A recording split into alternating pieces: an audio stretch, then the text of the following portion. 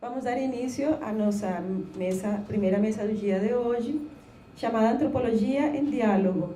Esta mesa, que se divide em duas, vai ter uma agora de manhã e uma tarde, que vai ser coordenada pela minha colega, a professora Olivia Gomes da Cunha. Foram duas mesas, assim, uma mesa dividida em dois, que criamos com muitíssimo carinho, com muitíssimo amor, na verdade, sim, foi o que mais nos mobilizou a todos, porque fizemos e-mails convidando a todos os colegas, perguntando se poderiam, gostariam de convidar um interlocutor de longa data, um interlocutor de uma profunda relação. Posso dizer que todos queríamos trazer alguém, todos queríamos. Todo mundo tinha alguma história para contar de uma relação com um interlocutor.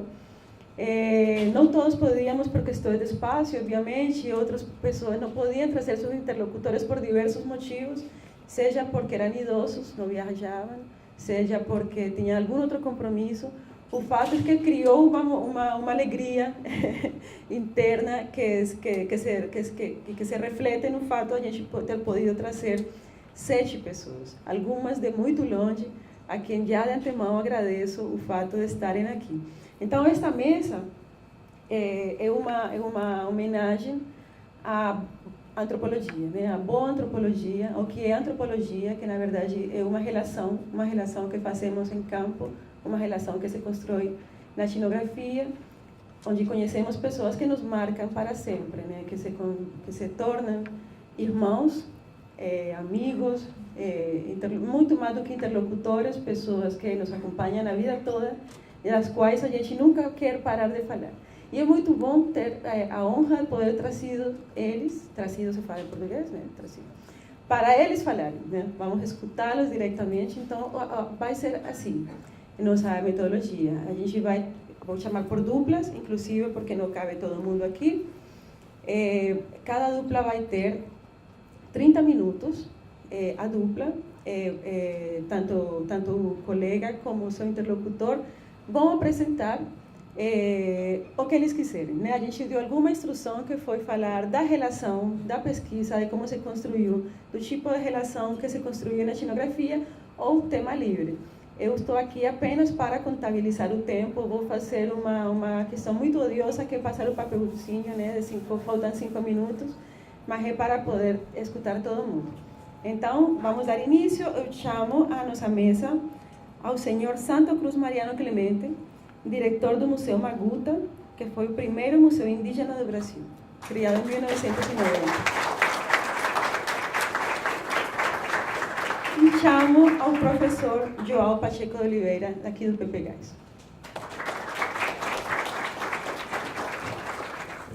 Bom dia a todos. Eu queria dizer que a proposta da Maria Elvira foi efetivamente muito interessante. Eu ouvi com grande interesse. Acho que vai produzir para todos aqui um debate rico, certamente, sobre antropologia. Mas observei para ela que, no meu caso, as taxas de mortalidade dentro da nossa sociedade, da nossa classe, são bem diferentes das existentes dentro dos povos indígenas, que têm uma situação lamentável do ponto de vista de saúde. Então, realmente, as pessoas que estão mais ligadas ao meu processo de pesquisa morreram ano passado. Seria o Pedro Inácio Pinheiro, o cacique-geral das culturas, e o Nino Fernandes, diretor do Museu Maia.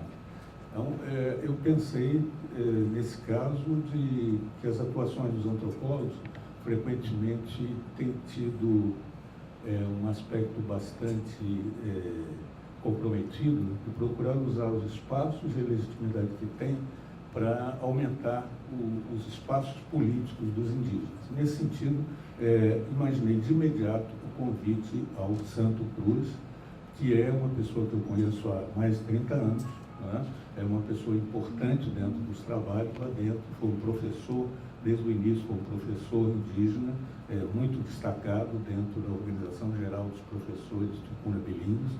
Marília conhece bem esse grupo, trabalhou muito, continua trabalhando com esse grupo.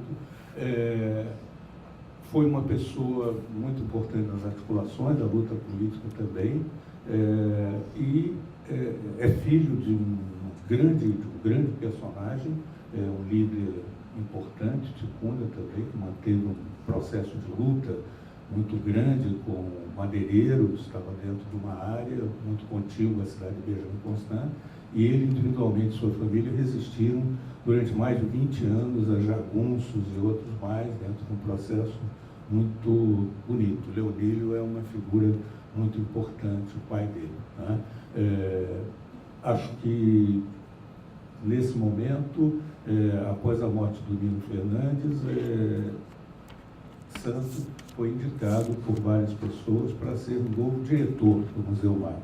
Ele tem muitas qualidades em relação a isso, e eu acho que dentro desse processo, eu espero que vocês consigam, apesar da inibição, de ser um outro público, de ser um outro contexto, e de, no fundo, ele ter também outras expectativas, porque as expectativas dele são mais de falar sobre os projetos futuros do que falar sobre o passado, que vocês consigam ter uma ideia do que ele representa, o que ele pode representar.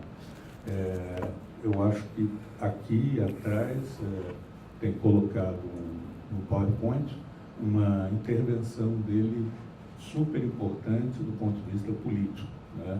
Em 1988, 28 de março, houve um chamado Massacre do Capacete. Durante os processos de definição de terra indígena, vários índios, já não me lembro mais os dados, mas foi uma barbaridade incrível, índios foram mortos, jogados no rio, dezenas foram levados ao hospital, foi um massacre daqueles que nós lemos dentro das histórias coloniais, não uma coisa contemporânea, existente na beira do rio Amazonas, em lugar bastante de acesso.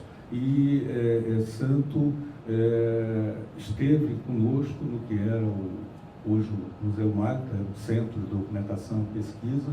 Ele esteve conosco nesse dia e, em seguida, foi dentro de um barco que pertencia ao centro para fazer um levantamento sabendo o que tinha acontecido. Então, ele esteve lá, viu os corpos, viu o choro, viu o terror das pessoas e, nessa hora, quando voltou à noite, eu pedi a ele e pedi a todos que escrevessem alguma coisa para nós fazermos um primeiro número, o primeiro sobre o caso, número do jornal Magda.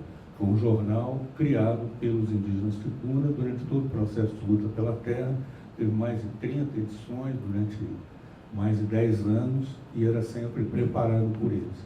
E o Santo preparou um relato muito impressionante que a gente coloca aqui para ser lido, e eu chamo a atenção, apesar de estar escrevendo em português, e apesar de estar falando sobre coisas muito tristes, para a beleza das metáforas, o sentido, a elaboração bonita que tem esse texto feito por ele, né? Então, ele sempre foi um professor que destacava-se por qualidades, a gente diria, literárias em relação ao trabalho, embora o português possa ter problemas, mas, enfim, né, eu acho que no domínio das sugestões há muita coisa importante a ser lida.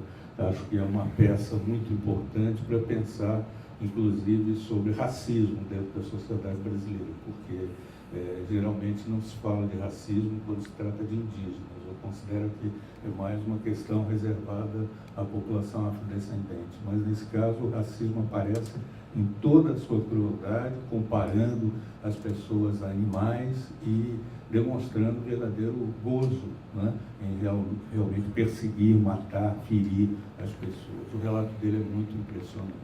Então, eu gostaria que vocês ouvissem um pouco o Santo, não sei se ele vai querer retornar um pouco mais à questão do massacre, eu deixei ele absolutamente à vontade para falar do que quiser, e então, para mim também é uma surpresa o que ele vai dizer.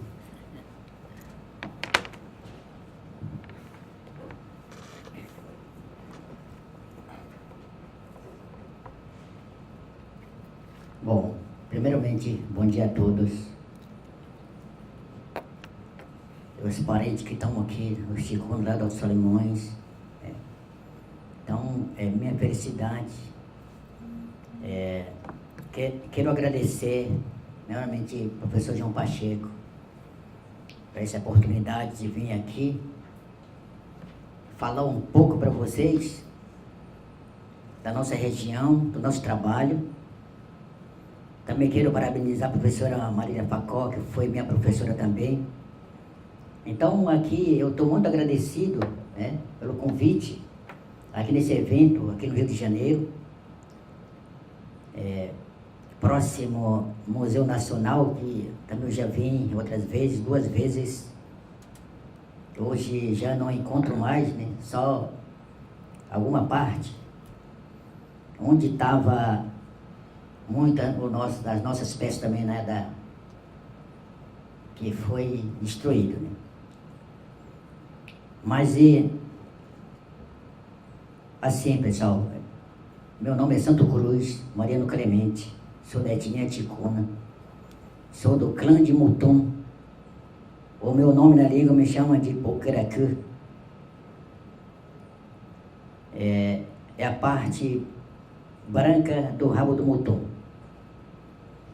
O nosso nome tem a característica de ver com cada clã, com cada animal, né? O homem, o seu nome, ele termina com K, e nome feminino termina com Na.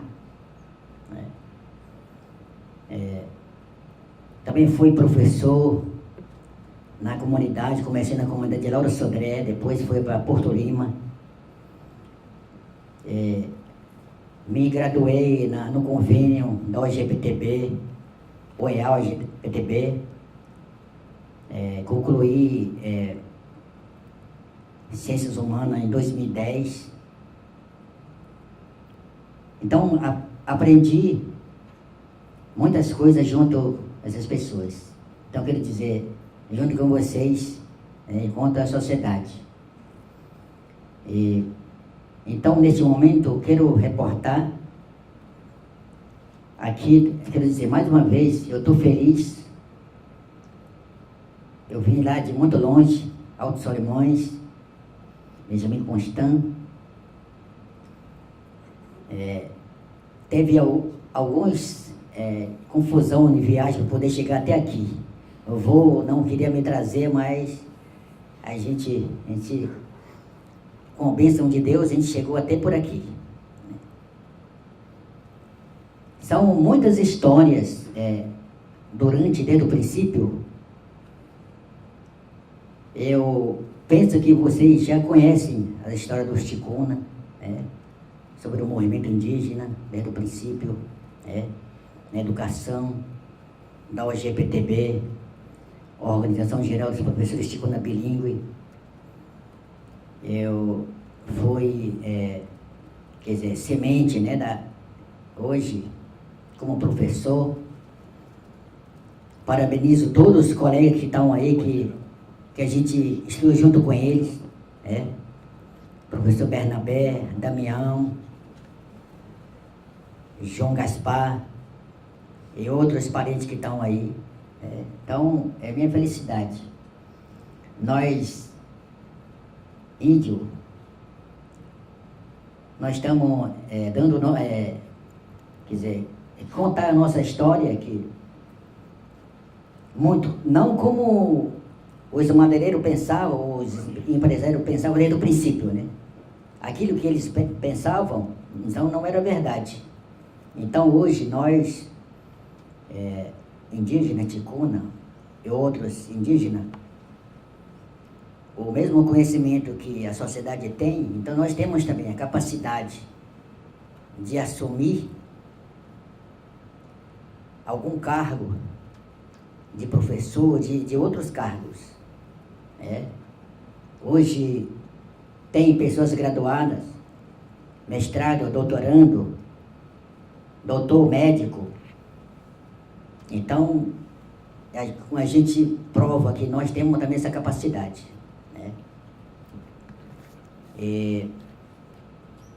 Eu lamento muito com a perda de 2 grandes guerreiros, que foi o nosso parente, meu parente, Pedro Inácio, que foi o capitão-geral na época, quando começou o movimento, Nino Fernandes, grande professor, que era diretor do Museu Magtá. Então hoje, depois que ele se foi, então ele teve muita confiança na minha pessoa. E quando eu fui convidado para assumir como diretor do Museu Magtá, eu aceitei o convite pela liderança, né, naquele momento. Porque o Museu Magtá é uma referência para nós, o povo ticuna. Bom, para que aconteceu isso? Na verdade, na nossa região, na época, os políticos, né, a sociedade local, tinha muita inferioridade contra a gente. Então o museu fez com que minimizou essa divisão um pouco, mas ainda tem, mas já estão reconhecendo aos poucos. Bom, o nosso trabalho no Museu Magtá, para que hoje nós estamos aí? É uma grande referência para nós, povo ticuna, porque ali que teve toda a trajetória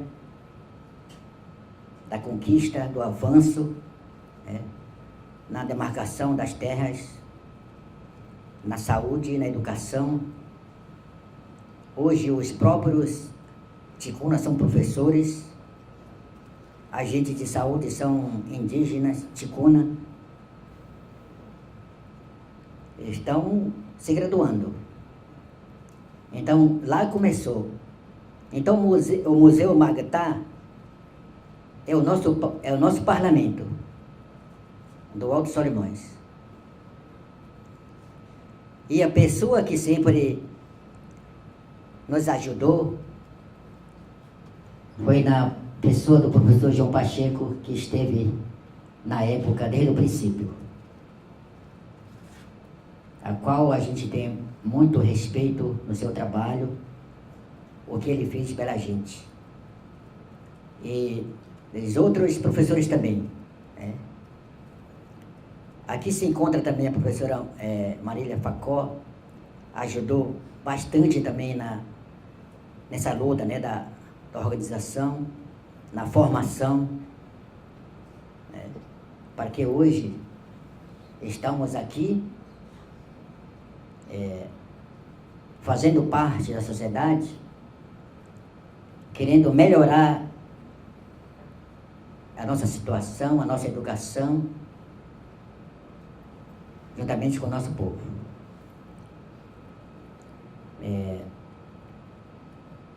Como o professor João Pacheco falou, eu já sou órfão do meu pai, né, que já se foi também, grande lutador, cacique, lutou contra um fazendeiro muito forte. Nós lutamos durante 33 anos. Eu era secretário dele, na época tinha apenas 4ª série. Mas muitas das vezes eu escrevia, fazia o relatório, levava até para a Polícia Federal, no Exército. A gente trazia a Polícia Federal de backpack na nossa comunidade para que resolvesse alguma coisa, porque o fazendeiro estava querendo nós exterminar. Mas com a ajuda de outras lideranças, com Pedro Inácio também na época, que começou, nós tivemos uma participação de vários encontros nas comunidades de Vendaval, de Campo Alegre, Belém dos Solimões, o Mariaçu. A liderança também teve a sua participação de assinar o nosso documento para que um dia o nosso território foi também reconhecida como terra indígena reconhecida, demarcada e garantida. Em 2003, a nossa área, Lauro Sodré, foi demarcada. Meu pai falava assim: olha, meus parentes, depois que a minha terra for demarcada, aí sim posso morrer. Em 2003, abril de 2003, foi demarcada a nossa área, Lauro Sodré. E quando em 2004, dia 14 de novembro de 2004, meu pai faleceu. Então ele cumpriu com a sua palavra que ele falava, né? Então, meus parentes, amigos, professores, eu vim dessa linha, né, de luta. Por isso que estou aqui agora, fazendo essa reportagem, para que todos vocês tenham esse conhecimento, né?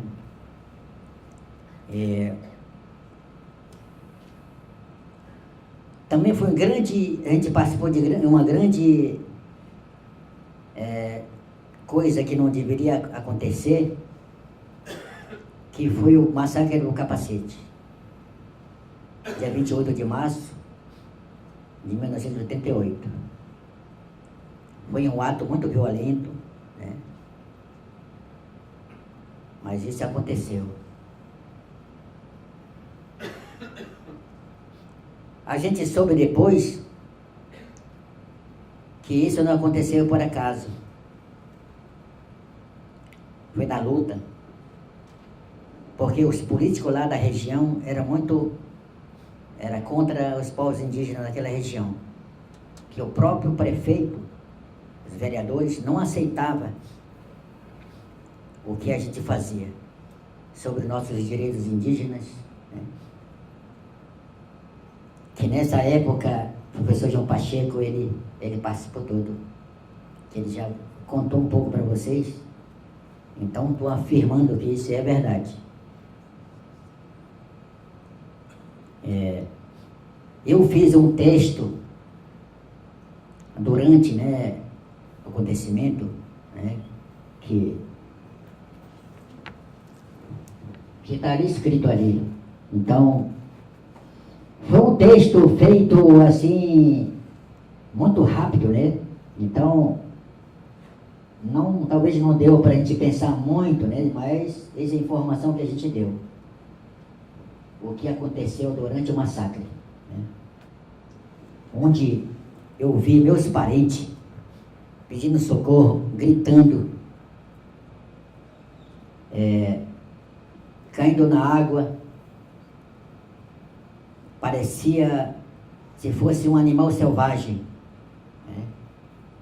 Morrendo a tiro na água, que o sangue derramou no Rio Amazonas. Então, isso foi uma coisa muito lamentável, muito triste, naquele momento. Então, eu fui vítima também. E por isso estou contando essa realidade. Eu peço que não aconteça outras vezes esse tipo de coisa dessa forma. Que somos também pessoas humanas, sentimos, somos gente, então a gente merece respeito. E é isso aí. É muito longa essa história, né? Mas vou contar essa parte aí para vocês, o que aconteceu conosco em 1988, né? Então hoje, atualmente, também depois disso, a área do Capacete, terra indígena São Leopoldo, ela está sofrendo também invasão. São as mesmas pessoas que fizeram o massacre, sempre eles continuam lá fazendo, retirando madeiras, caça, pesca. Eles falam que vão fazer a segunda vez. Isso eu quero reportar a vocês, para que vocês tenham esse conhecimento. Muitas das vezes, eu falei de que forma nós, povos indígenas e sociedade que apoiam, podemos fazer para que minimiza mais, porque ainda estamos sofrendo, né? Embora que nossas áreas estão garantidas, demarcadas, mas também estamos sofrendo.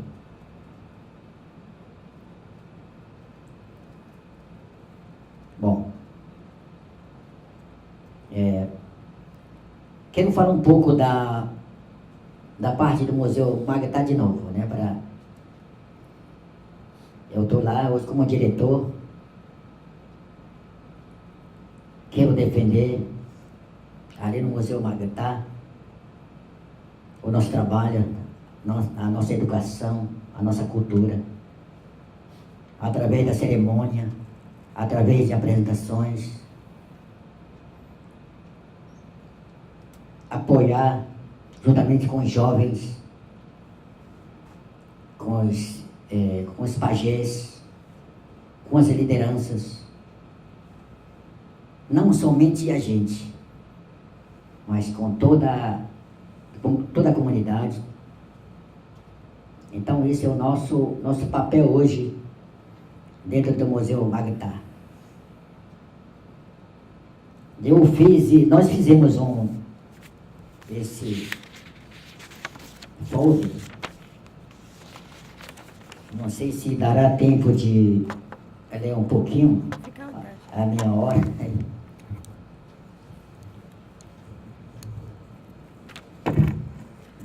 Bom. Santo, você pode distribuir para ele. Bom, olha, já foi distribuído, né? Mas olha, aqui tem apresentação, tem objetivos, histórias. Eu acho que vocês já leram, né? Um pouco. Então, isso aí que é o nosso objetivo no Museu Magda, né? Aqui, bem no meio, diz assim: aos queridos amigos que queiram nos ajudar a melhorar a estrutura do nosso museu.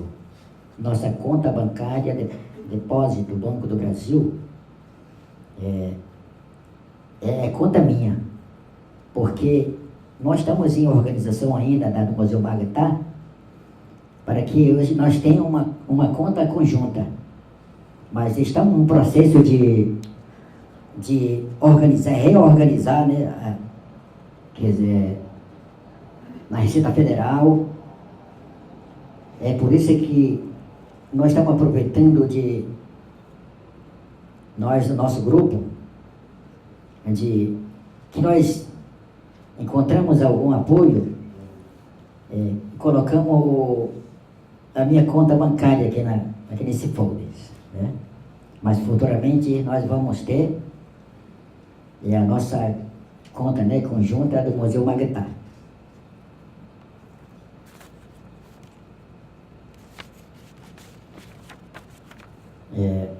Bom, ali tem um banner, né,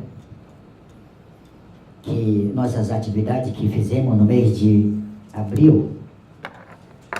Fizemos um evento na Semana do Índio, né? Começamos dia 15 e terminamos dia 19. Fizemos apresentações no Museu Magda, junto com as comunidades, né, do Maria Soum. Veio um grupo que a gente convidou. O nosso objetivo era para que nós fizéssemos uma manifestação, né, daquilo que hoje está sendo, que o governo está colocando a dificuldade para nós indígenas, né? Esse era o nosso objetivo, né, de fazer uma manifestação, né, um repúdio E, através disso aí, tivemos sim, fizemos apresentações na praça lá da cidade de Benjamin Constant, na UFAM. Tivemos apoio, né, da universidade, da UFAM, local. Algumas pessoas também que nos ajudaram também de organizar.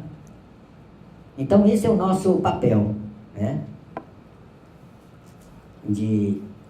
Então hoje o museu, ele não tem apoio, né?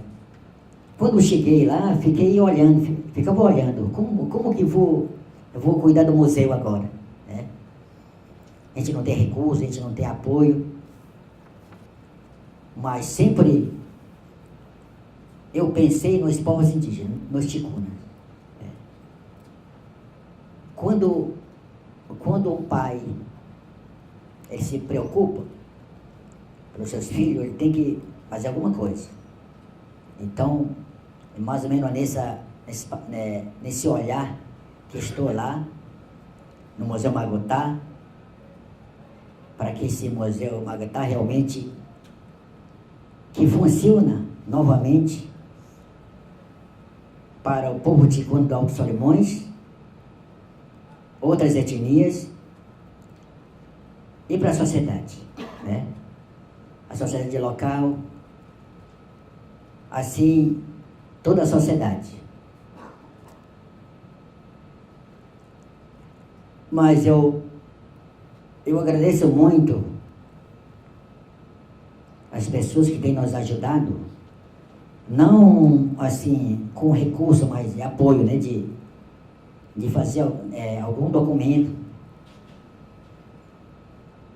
Tem uma senhora lá em Benjamin Constant que a gente agradece muito, é uma enfermeira Silene, que está ajudando a pagar a energia do Museu Magotá. Então, dessa forma, meus amigos, a gente está trabalhando lá no Museu Magotá. A gente pretende o Museu Magotá que realmente funciona, que esteja vivo. Ele está vivo sim, mas a gente precisa de apoio, né? Eu quero, assim, algumas pessoas, né, que têm essa dedicação e que nos ajude realmente de viver o Museu Magotá lá em Benjamin Constant. Eu peço também a colaboração dos amigos que estão aqui no Rio, os ticunas, professores, que também lutam para que nós consigamos apoio ao nosso Museu Magotá, né?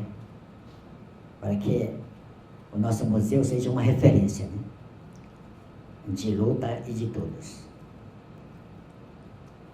Então, a gente fez, tinha um jornal Magotá, diz assim: o povo Magotá ou o povo ticuna não pode morrer.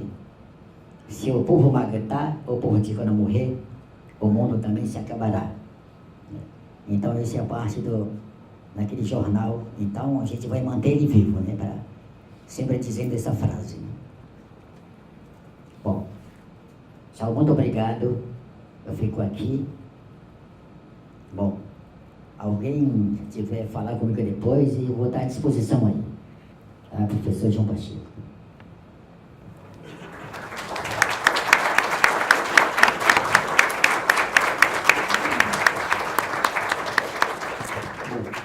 Só um comentário para esclarecer algumas coisas, né? Quer dizer, a situação do Centro Magotá, ela é, como a grande parte das organizações indígenas, do ponto legal, bastante precária. Elas foram, durante momentos da política, durante o período Lula, elas foram unidades importantes de ação de saúde. Eram os DISEIs, né? Eram as organizações indígenas que mexiam com isso. E essas organizações, quase todas, nem sei se há exceção, elas foram penalizadas por problemas de prestação de contas e outras coisas. Todos ficaram irregulares.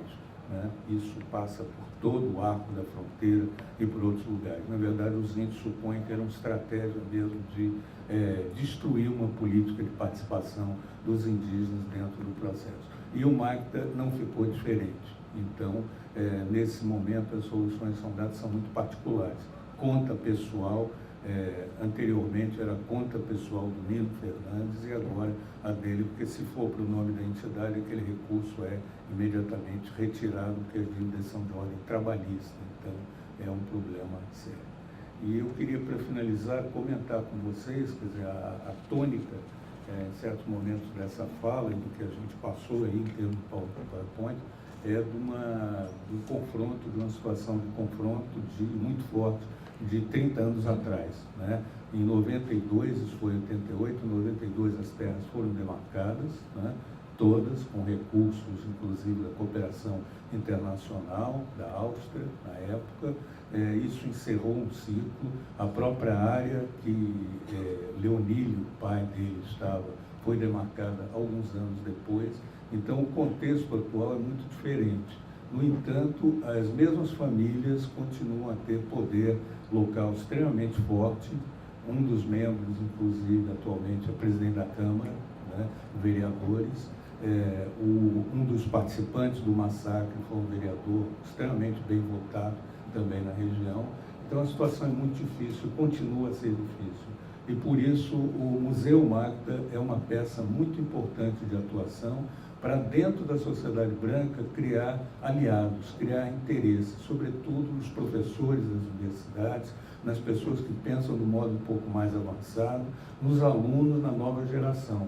Então, é um instrumento muito importante para eles, e o fato do Santo ter assumido isso é uma coisa muito positiva. O Santo tem um perfil bem diferente do perfil do pai dele, ou do perfil do Pedro Inácio, ou do Nino Fernandes. Ele tem vários filhos, 2 deles ajudam extensamente, um deles está fazendo administração na UFAM e é muito interessado nesse aspecto, vai dar uma cobertura às atividades legais a serem feitas, e o outro está fazendo antropologia na UFAM, né?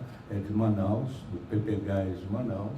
Ele tentou até fazer aqui no museu, mas infelizmente não foi selecionado, mas ele está terminando a dissertação dele de mestrado e será um antropólogo indígena ligado ao museu, né? Então, eu acho que o momento é muito diferente, né? O momento hoje, na cidade, na UFAM, existem mais de 500 estudantes indígenas na universidade, 500 estudantes indígenas. Na cidade próxima de Tabatinga, existe um número mais ou menos similar.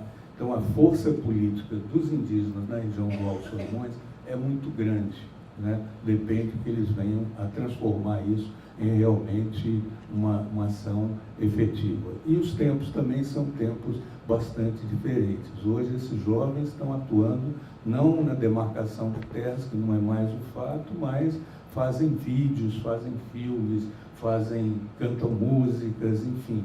O próprio Santo também é um artista, ele tem músicas, compõe músicas, e, enfim, o clima agora é um clima diferente, de envolver a sociedade nacional para esquecer aquilo e deixar, de certo modo, aquelas famílias e aquelas pessoas que continuam a perseguir os indígenas como uma parte isolada da sociedade para conviver com os outros que têm uma visão menos racista e menos antagônica deles. Obrigado.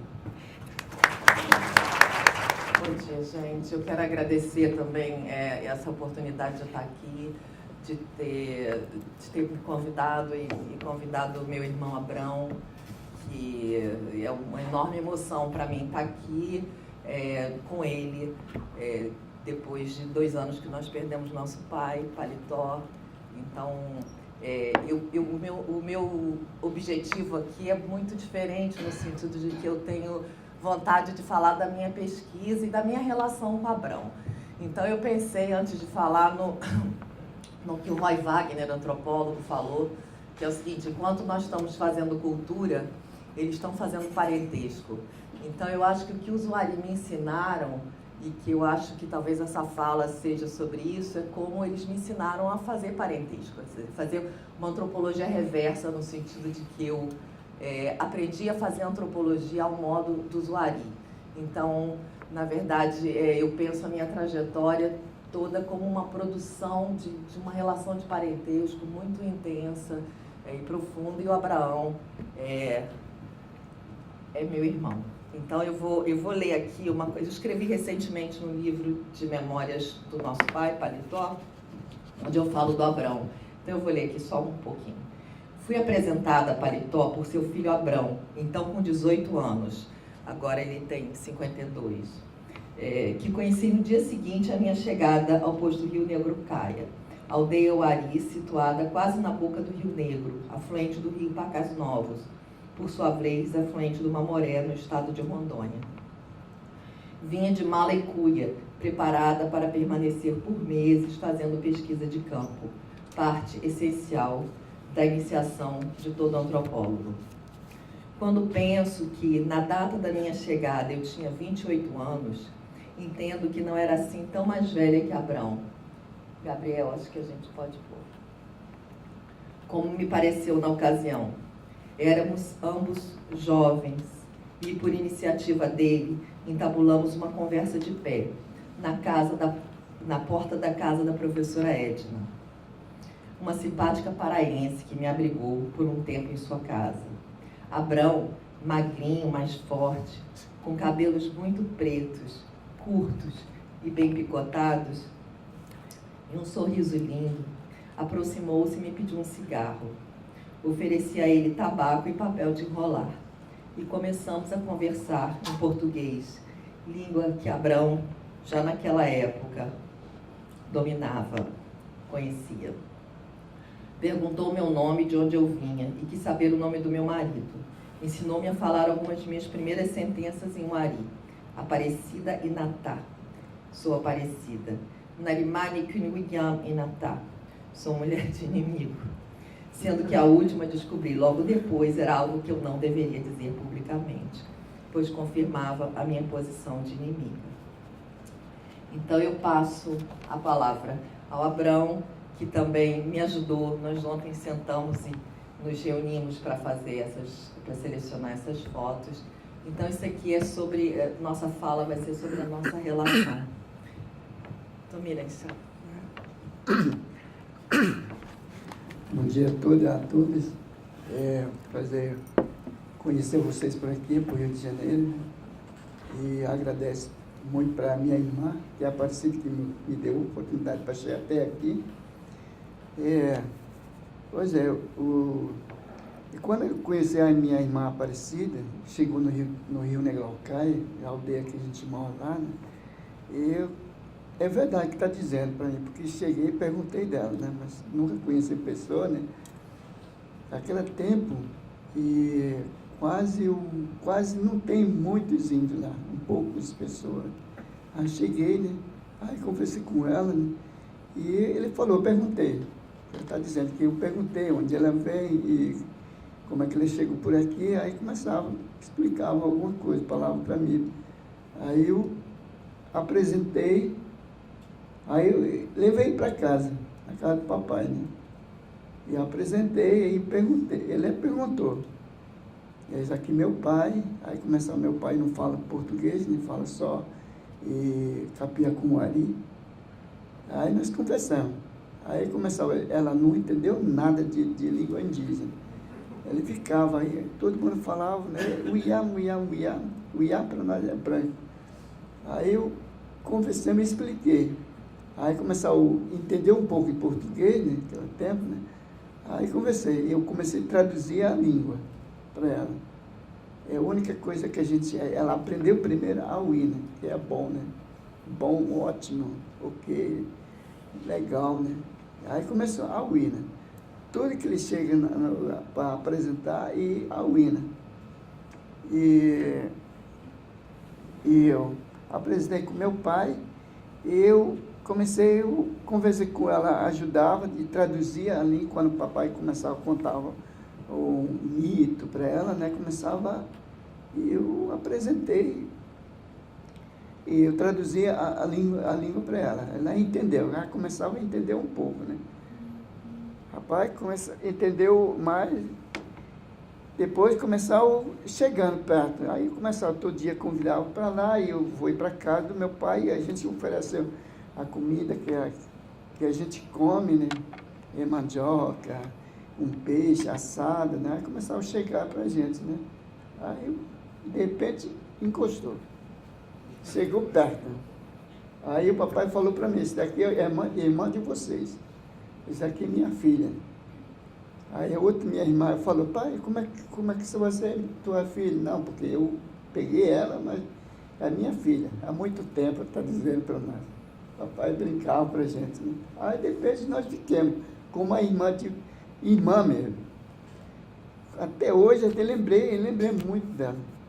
Aí como é que para a gente chegar, para ela chegar lá, ele fica muito longe daqui para o Rio para chegar lá, para a gente ser parentesa. A minha irmã.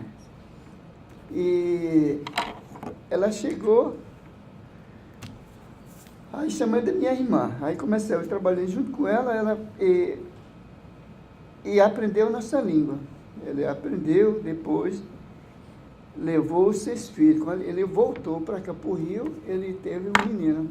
E meu sobrinho até hoje, o Francisco, o filho dela, é meu sobrinho ele. Ele voltou, levou, quando ele foi para o Rio Negro, o menino pequeno, o Francisco, chegava lá, não ficava na casa da mãe dele, a gente leva para casa. Eu brincava com os meninos lá.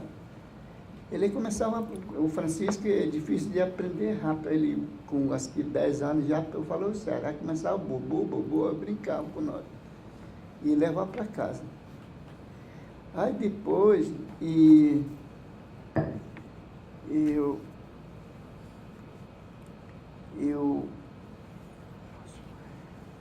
depois que ele foi quando teve o filho da Francisca, ele levou na área indígena, aí nós ficamos. Depois, a minha irmã me convidou para o Rio.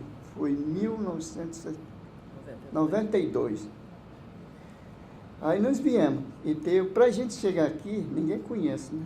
E teve uma professora que era paranaense, eles trabalham lá com nós, né? Ela pediu para ela trazer o nosso até no Rio.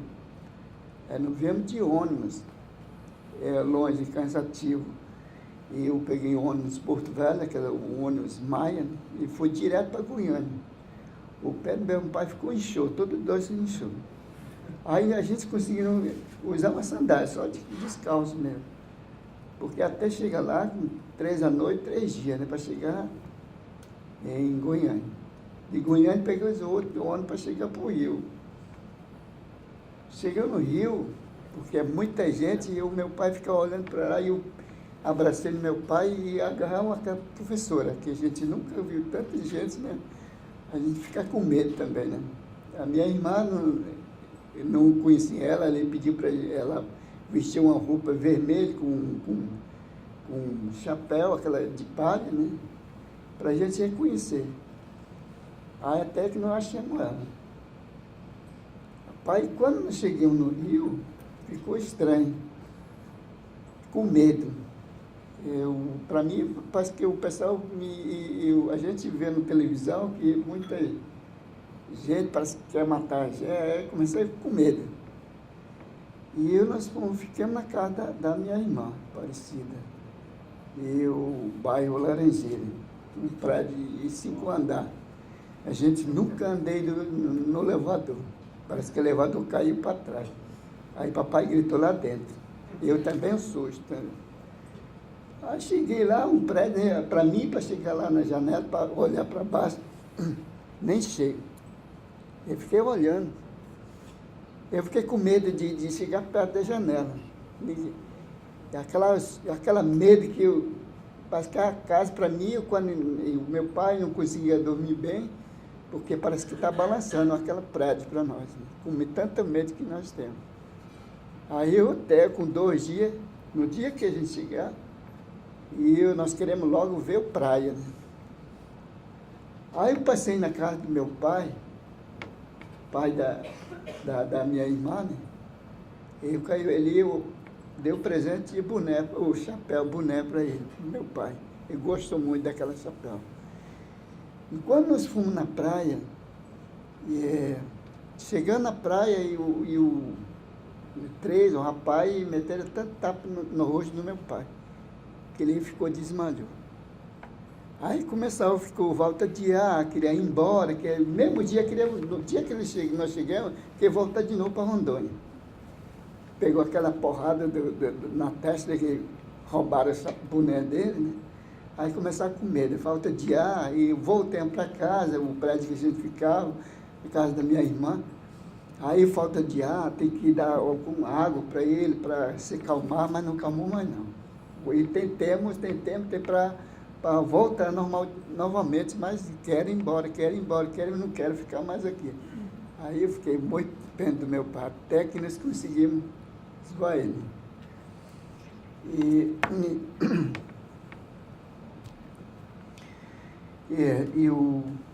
Aí nós fomos, no outro dia nós fomos para o Maracanã. Eu entrei no Maracanã, andei de Maracanã redondo, todo, Maracanã.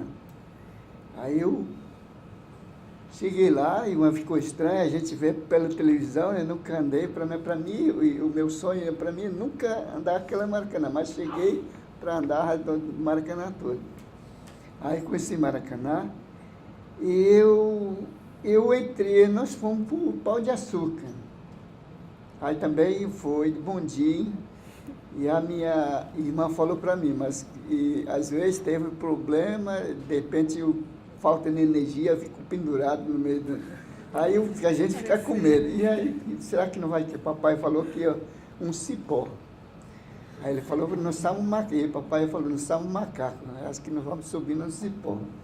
Se estourar no meio aí, o que nós vamos para a gente voltar? Será que a gente volta vivo e chega morto em casa? Eles falaram para a gente. Aí eu entrei no bondinho. E eu gostei muito. Eu gostei muito que a minha irmã trouxe para cá, para o Rio. E para mim, o meu sonho, e ponto de minha vista, para mim, morava e ficava lá na minha aldeia. Para mim, vem para cá, fica difícil para mim. Se eu não tivesse a minha irmã que trouxe para mim para cá, para o Rio, se não posso ela também ir para lá, conhecer o nós também, aí fica difícil, complicado para a gente, né? E eu agradeço para a minha colega também, que é o professor meu, que do Projeto Açaí, e a Marília, né? Eu conheço ela, e lá é minha professora, ela. Eu conheci meus colegas por aqui também, o Cristóvão também, que ele mora aqui no Rio também.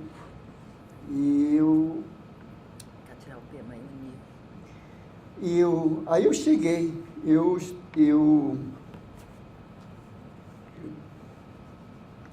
virei professor, estudei na Uni, faculdade, estou estudando ainda. O ano que vem eu vou terminar, tenho que fazer meu TCC, e depois de terminar meu TCC, eu queria fazer a graduação também. Eu estou estudando ainda, eu agradeço muito aos meus professores que me deu a oportunidade também, até o Ji-Paraná, lá que é a Universidade Intercultural. Tem muitos indígenas lá estudando ainda, então, acho que 200 e poucos indígenas que estão estudando ainda. Já foram formados e já teve graduação também, e o outro pessoal estão fazendo, acho que doutorado, né? Um bocado dos colegas já saíram também. E nós fizemos um livro, aí depois cheguei, eu pedi para minha irmã me ajudar, porque aí eu trabalho lá na minha área, né? E eu não tenho livro, e nós conseguimos fazer o livro para nós. O livro para só a língua indígena, para trabalhar com o 5º e 9º ano.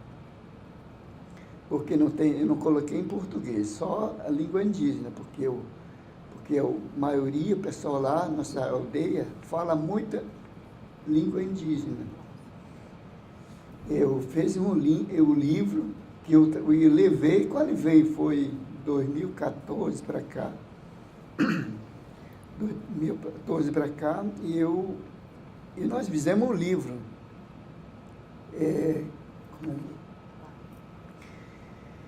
Esse livro ajudou muitos os alunos, o 5º, 9º ano. Ele ajudou e para a gente trabalhar junto com o nosso aluno, né? O dia a dia, né? Porque agora que a gente lutando muito com eles para a gente e fazer aquela leitura, eu fiquei muito alegre, porque o próprio meu aluno lá, ele sabe escrever na língua, pela carta, e mensagem, e ele ajudou muito esse livro que nós fizemos, eu, a minha irmã Aparecida, e que nós construímos esse livro.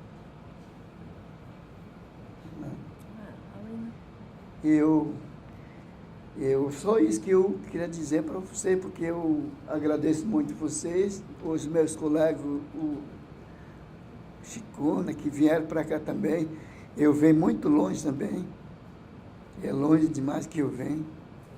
Eu viajei sozinho de lá para cá de avião. Eu sozinho, quando eu vou para o Paraná, para Porto Velho, peguei o voo até 4 horas, para ir para Brasília, cheguei lá, troquei avião, eu cheguei aqui no Rio, porque eu já conheci onde o avião pousou aqui no Salmão, aí saí, a minha irmã estava me esperando lá fora, e aí passei, nem conheci ela, passei e fiquei lá, ligando para ela, para encontrar ela, eu disse, será que eu vou perder? Aí eu fiquei lá, fiquei olhando, e ela perguntou lá dentro do pessoal, era o moço lá, me perguntava se ele me viu. Não, eu estava lá sentado. Aí quando eu olhei, vi a minha irmã, aí fiquei chegando perto dela. Só esse abraço, eu agradeço muito vocês, a minha palavra. Obrigada.